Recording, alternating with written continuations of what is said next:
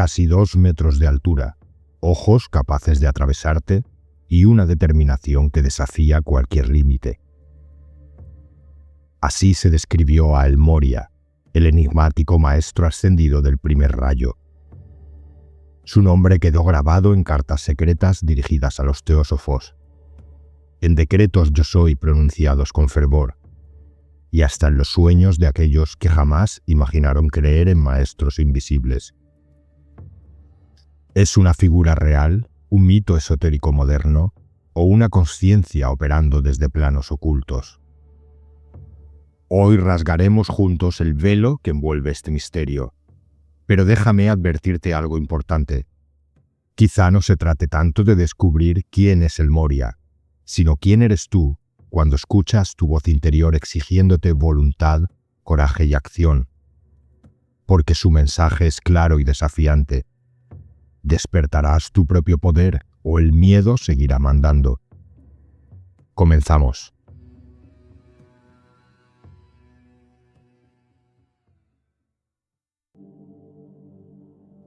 ¿Quién es el Moria? Vida y encarnaciones. Los cronistas esotéricos coinciden en un punto. El Moria no apareció en la historia como un gurú de moda, sino como la figura más severa y al mismo tiempo más magnética dentro del primer círculo de Elena Blavatsky. Ella lo llamó Mahatma M y juraba haberlo conocido físicamente en Londres en 1851. Lo describía así: un príncipe Rajput, casi 2 metros, mirada que fulmina y un silencio capaz de dar órdenes sin abrir la boca. Quien escuchó ese retrato sintió algo curioso: respeto mezclado con un poco de inquietud, la mezcla exacta que sentimos ante alguien cuyo juicio preferiríamos aprobar. En aquellos años, Blavatsky recorría Asia intentando reconstruir una tradición eterna que ni las guerras ni las religiones oficiales habían logrado borrar. Afirmaba que 2 adeptos orientales, el Moria y Kutumi, la guiaban a distancia. Pruebas, cartas precipitando tinta sobre papel cuando nadie miraba, mensajes respondiendo preguntas que apenas habían sido formuladas. Alfred Sinnett, un periodista escéptico, recibió varios de esos textos y quedó estupefacto. Nosotros no somos dioses, e incluso nuestros jefes esperan. Dejando en claro que la jerarquía espiritual obedece leyes más grandes que ella misma. Pero, ¿por qué creer que el Moria era más que un truco de salón? Precisamente porque en las cartas de los Mahatmas su voz suena incómodamente humana, impaciente, directa, a veces sarcástica. Un dios no perdería el tiempo corrigiendo ortografía. Un impostor difícilmente arriesgaría tanto detalle íntimo. Algo en esa mezcla convence. Si era un invento, fue uno demasiado complejo para la época. La tradición posterior le atribuye una secuencia de encarnaciones cuyo hilo conductor es la autoridad puesta al servicio de un ideal superior.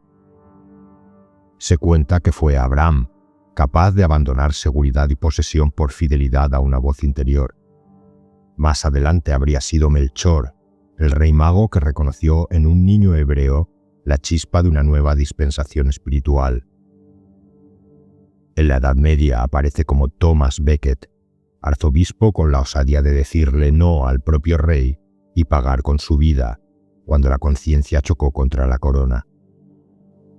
En tiempos de los Tudor, regresa como Tomás Moro, repitiendo la escena: muero siervo del rey, pero primero de Dios. Y entre leyenda y posible historia, encarna al rey Arturo, quien intenta fundar un reino regido por códigos de honor que nadie volvió a ver en la política occidental. Cada biografía, aceptémoslo o no al pie de la letra, apunta a un patrón: la voluntad dispuesta a chocar de frente contra el miedo colectivo. Incluso su supuesta última vida física, como príncipe Rajput en el siglo XIX, culmina en 1898, con lo que los místicos llaman ascensión, la fusión total con el yo divino, sin tener que regresar a un cuerpo. Desde entonces, el Moria operaría en un plano etérico descrito como Darjeeling. Allí, se afirma, mantiene un templo de la voluntad divina, donde convoca a líderes espirituales y laicos que necesiten una transfusión de coraje puro antes de dar el siguiente paso. ¿Es creíble? Depende de qué consideres evidencia. El folclore esotérico no se deja encerrar en laboratorios, pero tampoco desaparece. Sobrevive, muta, inspira. El historiador Nicholas Goodrich Clark, especialista en ocultismo, advierte que estas genealogías cumplen una función. Proveen continuidad mítica a movimientos que de otra forma parecerían novedades sin raíces. Desde esa mirada, las vidas del Moria operan como un relato de legitimación, un estatuto de nobleza para la voluntad divina encarnada en la tierra. Sin embargo, incluso si despojamos al dossier biográfico de adornos, queda un dato claro. Blavatsky, Sinnett, los Roerich, los Ballard, Elizabeth Clark Prophet, todos reportan experiencias coherentes con la misma conciencia instructora. Más de un siglo de testimonios, estilos y geografías distintos, pero siempre el mismo tono: urgencia por la acción recta, desprecio por la excusa cómoda y una especie de humor cortante que invita a crecer o a apartarse. Quizá ahí resida su verdadera señal de identidad. No importa si responde al nombre de Abraham, de Arturo o del propio Mahatma M. Lo que hace reconocible a El Moria es la pregunta que clava en quien lo lee. ¿Realmente quieres lo que dices querer? Pues deja de explicarlo y muévelo. Ese filo no se imita con facilidad, y tal vez por eso su figura sobrevive. Cada generación necesita a alguien que no tolere su autoengaño. Queda claro que, real o simbólico, el Moria encarna la plantilla del líder que decide cambiar la historia, aun sabiendo que ese gesto puede costarle la cabeza o la reputación. Por eso su leyenda no pide sumisión, sino un eco. Si escuchas la llamada, tendrás que encontrar en tu propia biografía el paso equivalente a salir de Ur como Abraham o enfrentarte al rey como Tomás Moro. Nadie puede hacerlo por ti. Quizá esa sea la clave de su magnetismo. Nadie está a salvo de la pregunta que deja en el aire: ¿y tú cuándo te atreverás?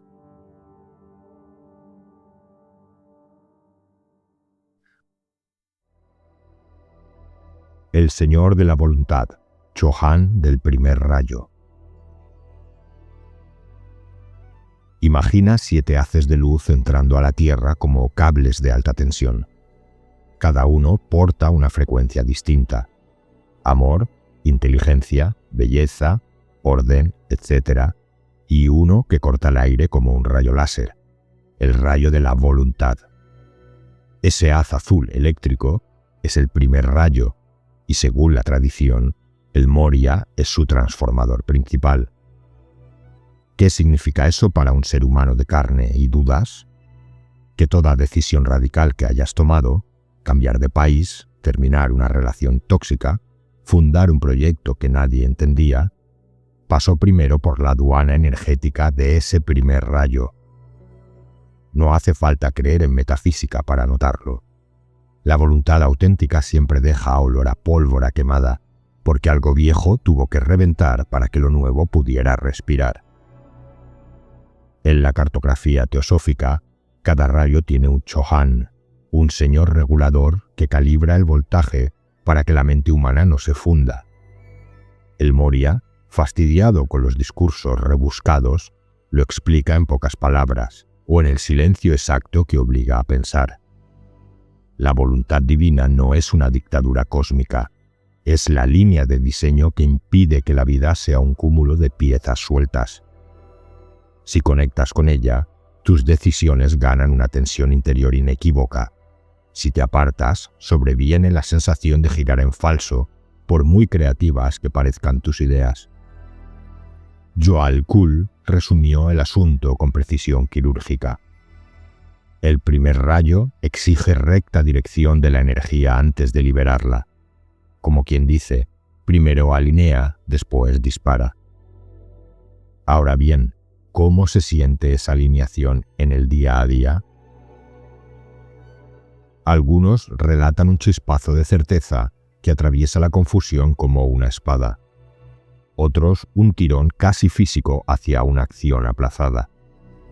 El Moria describe esa sensación a través de distintos mensajeros, como la orden sin palabras, que todo verdadero líder reconoce cuando la escucha dentro. Y aquí conviene desmontar un mito. Liderazgo no es un cargo, es una frecuencia de responsabilidad. Puedes ser padre soltero, maestra rural o programadora freelance. Si la primera pregunta que te haces cada mañana es ¿qué exige hoy la verdad de mí? Y no ¿qué me conviene? Ya portas el rayo hasta la forma de atarte los zapatos. En la práctica esotérica, el primer rayo se trabaja con decretos que empiezan por yo soy y terminan en un verbo contundente. Yo soy la voluntad de Dios en acción ahora. Yo soy la espada azul que corta la duda. Se visualiza un relámpago zafiro descendiendo por la coronilla hasta el plexo, y la mente se despierta como si alguien hubiese abierto todas las ventanas de golpe. Algunos lo llaman placebo de lujo, otros hablan de resultados tangibles, hábitos que por fin se rompen, proyectos que encuentran financiación, conversaciones pendientes que se resuelven sin rodeos. Autosugestión, puede ser, pero como decía William James, cree que la vida merece ser vivida y tu creencia contribuirá a crear ese hecho.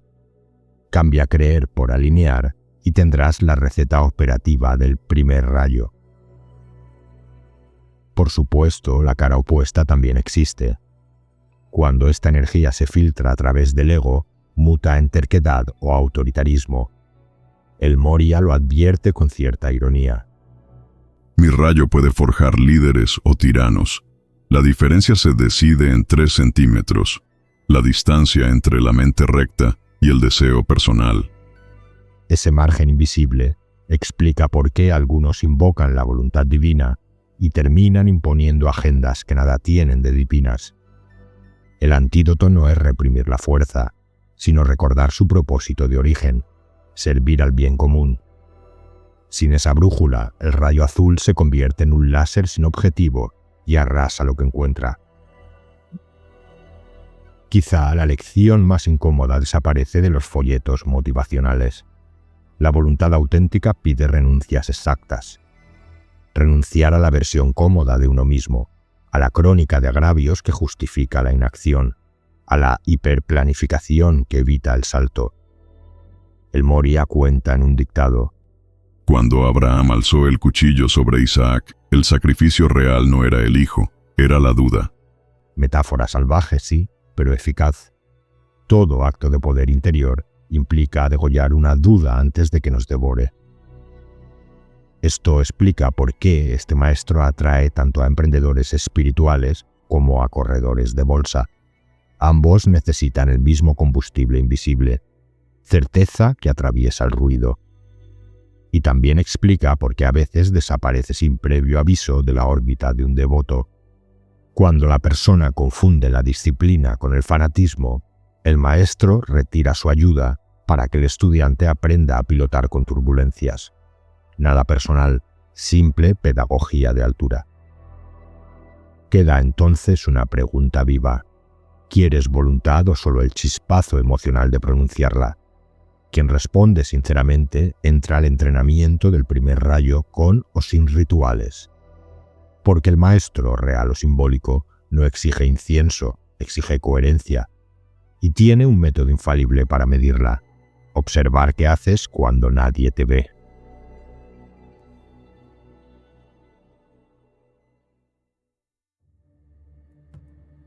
Enseñanzas esenciales del Moria.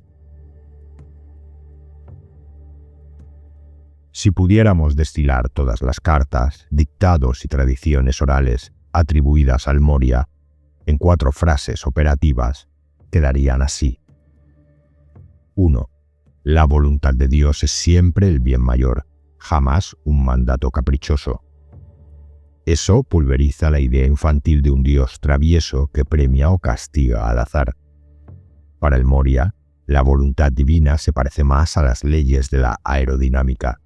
Ignóralas y el avión se estrella. Entiéndelas y el cielo es tu autopista. De ahí su llamada constante a estudiar las leyes espirituales con la misma seriedad con que un ingeniero estudia cargas y tensiones antes de construir un puente. 2. La fe no es creencia ingenua, sino convicción probada en acción. En una de las perlas de sabiduría dictadas por Mark Prophet, lanza un dardo. La fe que no mueve tus pies no vale el papel en que imprimes tus oraciones. Esa frase, que a muchos les picó como sal en la herida, contiene su pedagogía básica. Orar y rezar están bien, pero si la oración no altera tu agenda, solo masajeas la culpa. 3. Disciplina sin comprensión gira en tiranía interna. Comprensión sin disciplina queda en charlas de café. Para equilibrar ambos polos, recomienda el método del propósito diario. Al despertar, declara un objetivo alineado al bien común. Al acostarte, revisa sin drama dónde fallaste y ajusta. No es un examen moral, sino un afinador de guitarras. Cuerdas flojas, tensas. Cuerdas rígidas, aflojas. 4. El liderazgo comienza en el aura, no en el cargo. Insiste en que la energía precede al nombramiento. Si tu vibración es errática, ni un título ministerial te salvará del caos. Si tu vibración está anclada en propósito, el cargo llegará o no, pero la influencia ya operará. El carisma no es un don, es un voltaje. Recalcaba en los círculos de Geraldine Innocente. Para aterrizar estos principios a la realidad, el Moria ofrece herramientas sencillas y a la vez impopulares, porque requieren esfuerzo real. Una de ellas es la contradicción programada.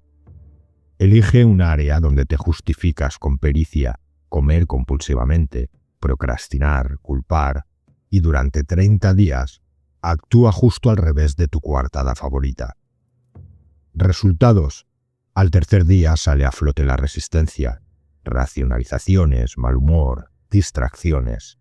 Si atraviesas la barrera, la identidad que protegía el hábito se agrieta y aparece un espacio nuevo para la voluntad.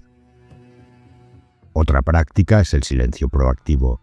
No se trata de meditar media hora rodeado de velas, sino de elegir una conversación en la que normalmente impondrías tu opinión y, en cambio, escuchar sin interrumpir. El ejercicio parece nimio hasta que descubres cuánta vanidad alimenta la urgencia de tener la última palabra. Quien domina esa urgencia empieza a sentir algo parecido a la fuerza de reserva que distingue el primer rayo. El Moria añade un punto crucial: no confundir voluntad con velocidad. A veces la acción correcta consiste en sostener un no rotundo hasta que las condiciones maduren. Gandhi, a quien varias fuentes esotéricas relacionan con la radiación azul, lo entendía. Su resistencia pasiva parecía inacción, pero era voluntad pura, condensando presión moral hasta que el Imperio Británico cedió. Esa combinación de firmeza y paciencia es rara, la busca quien sirve al rayo azul. En todo esto resuena una frase de Alice Bailey que, sin nombrarlo, delata su influencia. El primer cumplimiento de la voluntad de Dios es convertirse en su ejecutor silencioso. Silencioso no significa oculto, significa libre de teatralidad. El Moria previene: cuanto más ruido interno hagas a propósito de tu propio heroísmo, menos corriente soportará tu cable. La electricidad espiritual aborrece el ego inflado más que la duda. Por eso sus discípulos reportan lecciones contundentes. Proyectos estancados hasta que la motivación se purifica. Relaciones que se reacomodan cuando el protagonismo baja decibelios y la misión colectiva gana espacio. Su última recomendación toca un nervio contemporáneo: la intoxicación de información. Internet convierte cada dilema en un buffet de opiniones. El Moria sugiere lo opuesto. Ayuna de estímulos 24 horas y escucha la señal que queda cuando las interferencias se duermen. Algunos lo intentan y salen disparados al teléfono antes de las 3 horas. Otros descubren un silencio que late como un metrónomo. Ese pulso, asegura, es el eco de la voluntad divina ajustando tu brújula interna. Si aprendes a reconocerlo, ningún algoritmo decidirá por ti.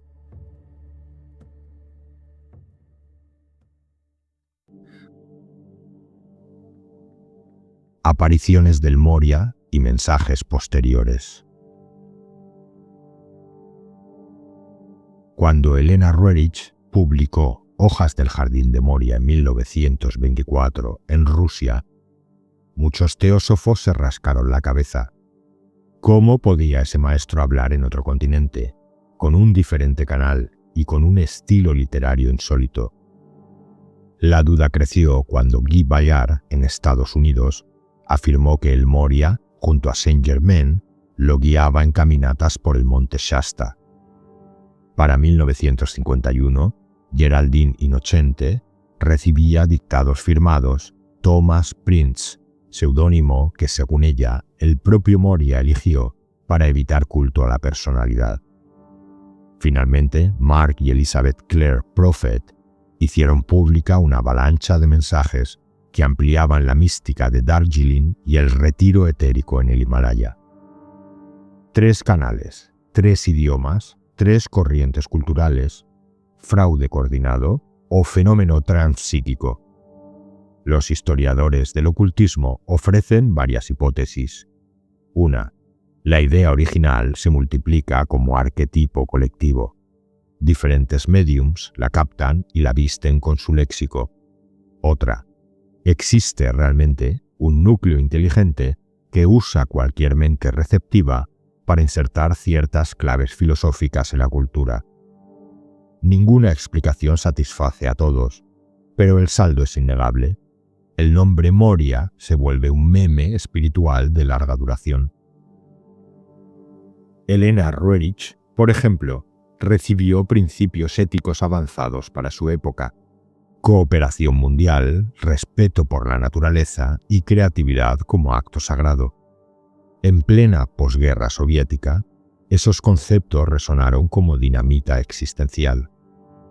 El Moria de Roerich proclama en un pasaje: La austeridad es nuestra fortaleza, la belleza nuestra corona. Tal mezcla de ascetismo y estética inspiró proyectos educativos, expediciones artísticas al Himalaya e incluso tratados sobre cultura de paz presentados en la ONU. Guy Ballard, en cambio, recibió un Moria casi cinematográfico: túnica azul, turbante blanco, espada de luz, un protector que libra batallas invisibles contra fuerzas siniestras. Los decretos Yo Soy, lanzados en los años 30, parecían remedios contra la angustia de la Gran Depresión. Hablaban de prosperidad, protección y patriotismo iluminado. Simplificaban profundidades teosóficas a fórmulas aptas para auditorios masivos, y eso les ganó acusaciones de sensacionalismo, pero también legiones de practicantes que afirmaban resultados concretos: empleo, salud y serenidad. La tercera oleada, Summit Lighthouse, integró rigor esotérico y didáctica occidental.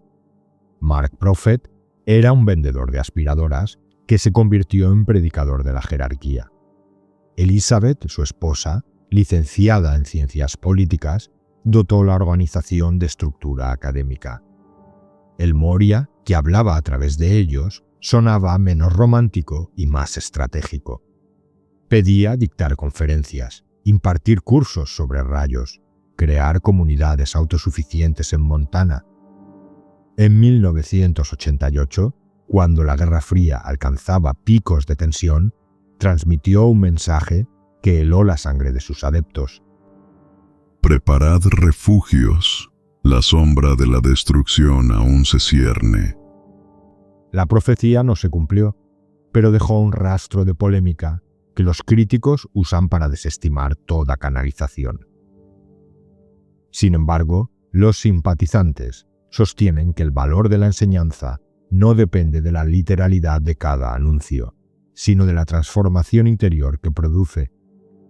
Testimonios abundan, personas que dejaron adicciones gracias a la disciplina de los decretos, parejas reconciliadas tras practicar el silencio proactivo, activistas que encontraron coraje para denunciar corrupción después de meses invocando el rayo azul. Algunos relatos pueden atribuirse al efecto placebo, otros resisten análisis escéptico. Lo cierto es que un discurso que subraya responsabilidad personal y valentía ética resulta raramente inofensivo. En las últimas décadas, el Moria circula por foros de Internet y terapias holísticas como un mentor que dicta descargas en redacción espontánea. Críticos señalan contradicciones de fechas, estilos y consejos. Defensores responden que un maestro cósmico ajusta su vocabulario al rango de frecuencia del receptor, igual que un políglota cambia de idioma según el interlocutor. Ambas posiciones aciertan en algo. El fenómeno sigue vivo porque toca algo real. La sociedad digital, saturada de opiniones, pide filtros claros. El Moria ofrece uno brutal. Si tu idea no mejora la vida de alguien, no la repitas y ensaya otra. Muchos divulgadores convierten al maestro en muñequito de escaparate, apto para memes motivacionales. El resultado es una caricatura que vende camisetas pero no moviliza el carácter. En palabras atribuidas al propio Moria, no vine a ser venerado, vine a ser imitado. Esa línea, citada por Elizabeth Prophet en una conferencia de 1985, desactiva cualquier culto personal al recordarnos que el verdadero altar de un instructor de voluntad se construye al sacar adelante ese proyecto incómodo que procrastinamos desde hace años.